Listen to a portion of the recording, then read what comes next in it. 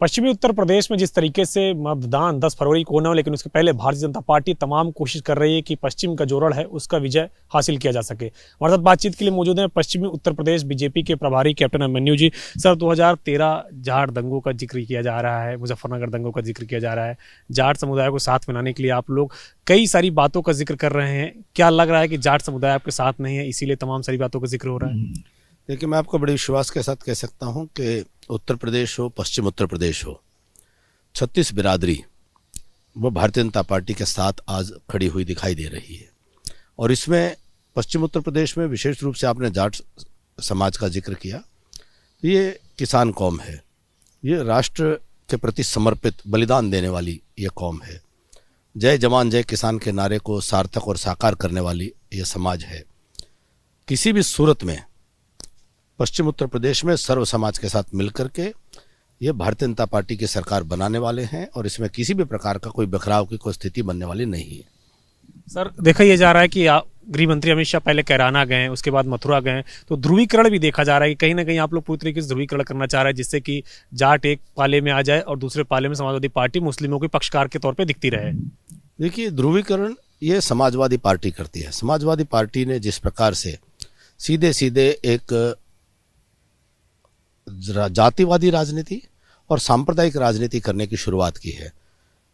अखिलेश यादव जी ने एक तरफ पाकिस्तान का समर्थन करते हुए, कभी जिन्ना को महापुरुष बताते हुए एक सांप्रदायिक राजनीति का सबूत देने का काम किया।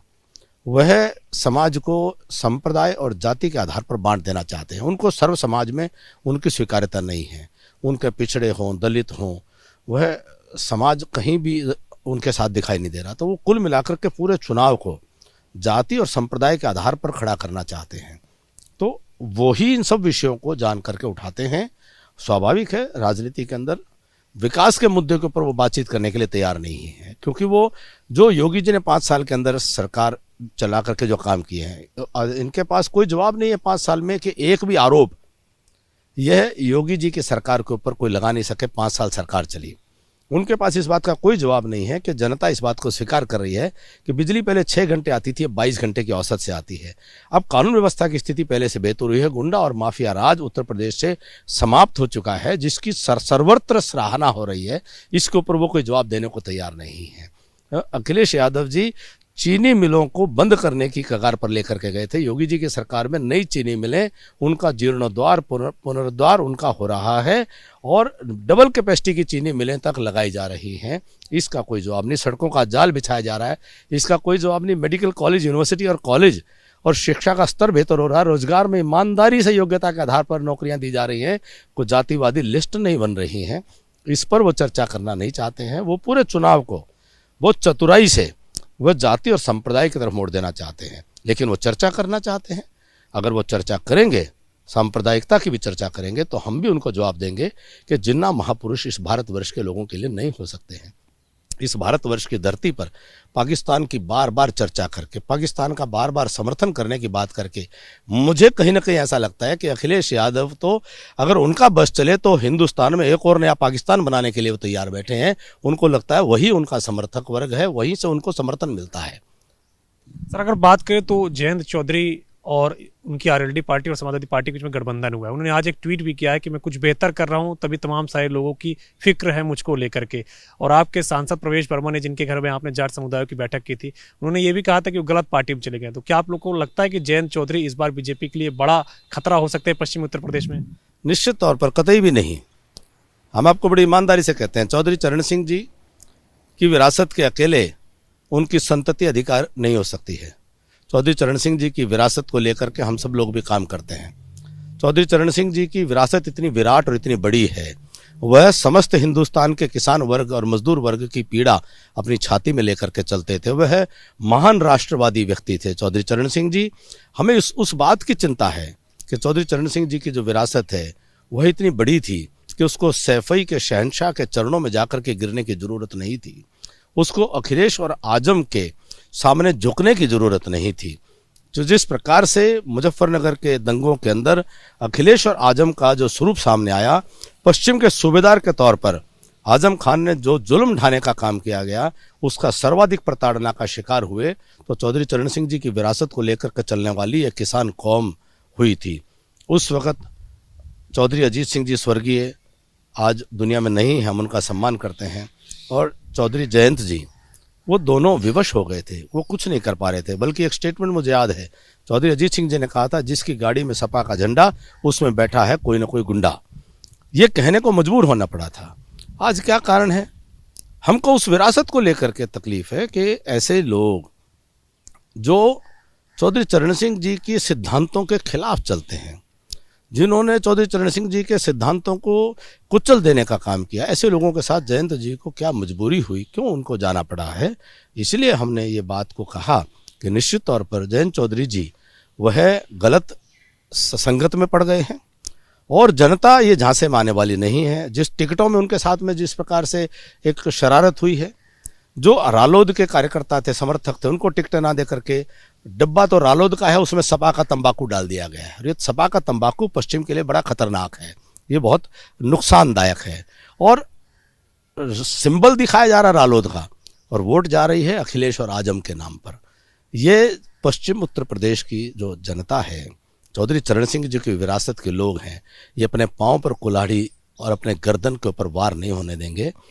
उस नाते से हमने कहा कि आज उनके अपने समर्थक मायूस हैं, उनके अपने कार्यकर्ता निराश हैं। आप जयंत को मनाने की कोशिश करेंगे, बीजेपी के पक्ष में लाने की कोशिश करेंगे 10 मार्च के बाद ही भले? हमें महसूस होता है कि वो गलत संगत में है और जनता उनको सबक सिखाएगी। इस चुनाव में तो वो सामने खड़े हैं, सामने चुनाव लड़े, और उस चुनाव के बाद कहीं ना कहीं उनको ये सबक जनता देगी कि ये लोग जो हैं, ये चौधरी चरण सिंह जी की विरासत में साथ खड़े होने लायक लोग नहीं हैं। अब बीजेपी उनको अपने पाले में लाएगी, कोशिश करेगी? देखिए, उनको सबक मिलेगा तो स्वयं आत्मनिरीक्षण करेंगे, कहीं ना कहीं वो विचार करेंगे, फिर उनकी तरफ से कोई बातें आती हैं भाजपा उस पर विचार करने के लिए हमें कोई आपत्ति नहीं है। देखिए, भारतीय जनता पार्टी के कार्यकर्ता, आज हमारा एक बड़ा किसान वर्ग में एक बहुत जबरदस्त हमारा नेतृत्व खड़ा हुआ है। चौधरी संजीव बालियान जी, हमारे डॉक्टर संजीव बालियान जी हमारे केंद्रीय मंत्री हैं, पूर्व केंद्रीय मंत्री मुंबई के police commissioner doctor Satyapal Singh ji है।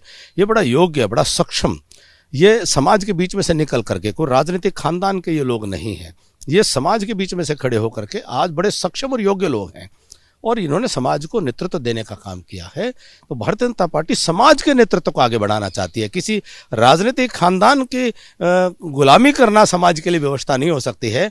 उसमें फिर भी कोई आगे बढ़ करके हमारे साथ आना चाहते हैं तो हम उन पर विचार करेंगे। अब किसानों की बात कर रहे हैं, अखिलेश यादव ने कहा है कि अगर उनकी सरकार बनती है तो जिन किसानों ने अपने परिजनों को खोया है उनको 25 लाख रुपए देंगे। जयंत चौधरी भी बात कर रहे हैं कि मुझको मनाने से पहले उन 700 प्लस किसान परिवारों से बात करे भाजपा, जिन्होंने अपने परिवारजन को खोया है आंदोलन के दौरान। मैं जयंत जी से ये पूछना चाहूँगा, जयंत जी, मुजफ्फरनगर के दंगों के अंदर जो लोग मारे गए थे, जो 7,000 लोगों पर मुकदमे हुए थे, जो लोग जेलों के अंदर जिन्होंने सालों साल जेलें काटी थी झूठे मुकदमों में, कभी आपने जाकर उनकी सुध ली? वो आपके ही भाई बंधु थे, आपके ही लोग थे। आपने किस मुंह से मुजफ्फरनगर के मामले के लिए माफ़ी मांगी है? क्या आपने जो शहीद सचिन और शहीद गौरव है उनकी शहादत के लिए किसी से माफ़ी मंगवाई है? जयंत जी, इन भावनाओं को समझो, ये समाज की भावनाएं हैं और पूरा किसान आज समाजवादी पार्टी के उत्पीड़न को कभी भूल नहीं सकता है। तो इसलिए आप अपने गिरेबान में झांक करके देखें तो आपको कहीं ना कहीं महसूस होगा कि आपने समाज के साथ में जो अमानत में जो एक विश्वास करना चाहिए था उसमें कहीं ना कहीं खयानत हुई है। 25 लाख रुपए अखिलेश यादव ने देने के लिए कहा है जब उनकी सरकार बनेगी तो किसान परिवार को, जिन्होंने अपने परिवारजन को खोया है।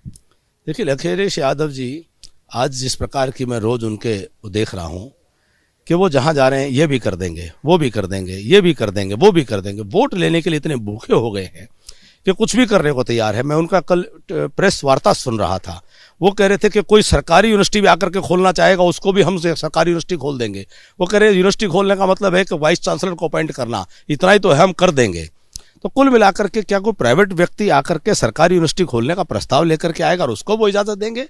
ये ऐसा लगता है कि वो बहक गए हैं कि वोट लेने के लिए हर चीज को हाँ करते चलो। जैसा मैंने कहा कि अगर आज वो ये कोई उनको आकर के कहे कि हमारे उत्तर प्रदेश के अंदर एक पाकिस्तान और बनवा दो, वो पाकिस्तान तक बनवाने के लिए तैयार है ताकि उनको किसी येन केन प्रकारेण उनको वोट मिल जाए, उनको सत्ता मिल जाए। अब विकास की बातें कर रहे हैं, लेकिन साथ में मुजफ्फरनगर दंगों का भी जिक्र कर रहे हैं। 8 साल हो चुके हैं उन दंगों का, 5 साल आपकी सरकार रह चुकी है। तो क्या आप लोग न्याय नहीं दे पाए जो आप बात कर रहे हैं 2022 में आकर 2013 के दंगों की? निश्चित तौर पर न्याय दिया है। एक एक आदमी जिसके ऊपर झूठे मुकदमे दर्ज किए गए थे, उनके मुकदमों को खारिज करने का काम किया। उन परिवारों को पुनः मान सम्मान के साथ में उन परिवारों का चिंता करने का काम किया। और पूरे उत्तर प्रदेश के अंदर चाहे हिंदू हो मुसलमान हो, अमन शांति चैन और भाईचारे के साथ रहने का वातावरण देने का काम किया। अगर एक मुसलमान कारीगर भी, छोटा दुकानदार भी है, तो वो शांति रही, अगर अमन और चैन रहा तो उसका भी व्यापार फला फूला है।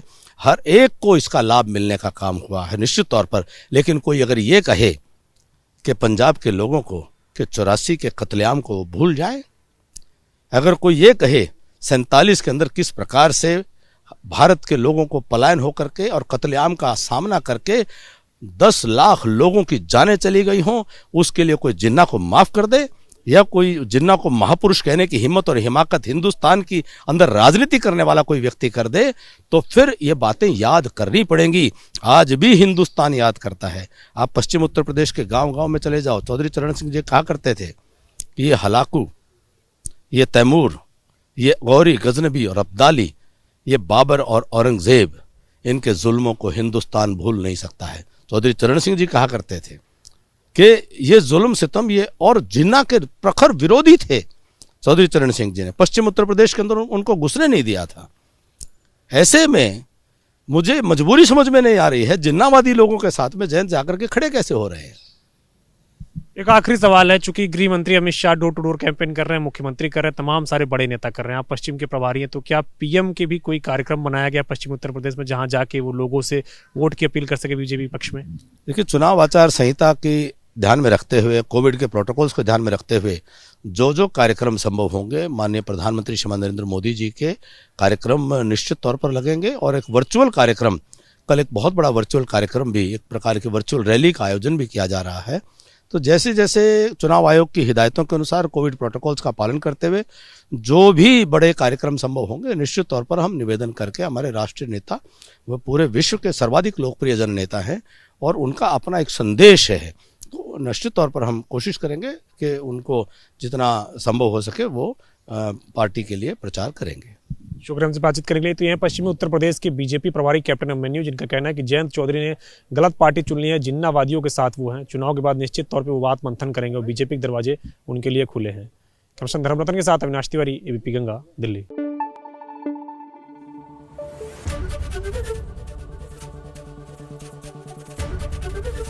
एबीपी गंगा, खबर आपकी, जुबान आपकी।